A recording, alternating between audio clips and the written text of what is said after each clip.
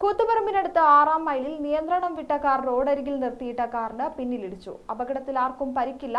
അപകടത്തിന്റെ CCTV ദൃശ്യങ്ങൾ ഗ്രാമിക ന്യൂസിന് ലഭിച്ചു.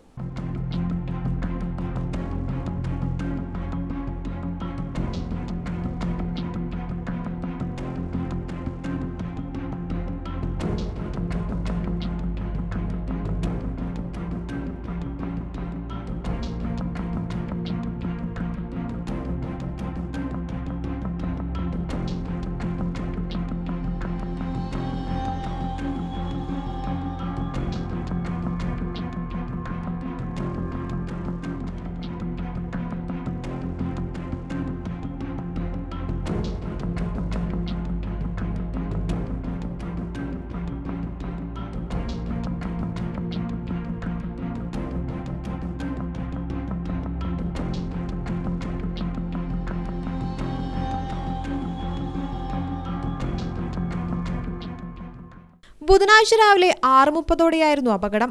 കൂത്തുപറമ്പ് ഭാഗത്തു നിന്നും തലശ്ശേരി ഭാഗത്തേക്ക് പോവുകയായിരുന്ന കാറാണ് അപകടത്തിൽപ്പെട്ടത്. നിയന്ത്രണം വിട്ട കാർ റോഡരികിൽ നിർത്തിയിട്ട കാറിന് പിന്നിലിടിക്കുകയായിരുന്നു. ഇടിയുടെ ആഘാതത്തിൽ മുന്നോട്ടു നീങ്ങിയ കാർ വൈദ്യുത പോസ്റ്റിലും ഇടിച്ചു. ഗ്രാമിക ന്യൂസ്, കൂത്തുപറമ്പ്.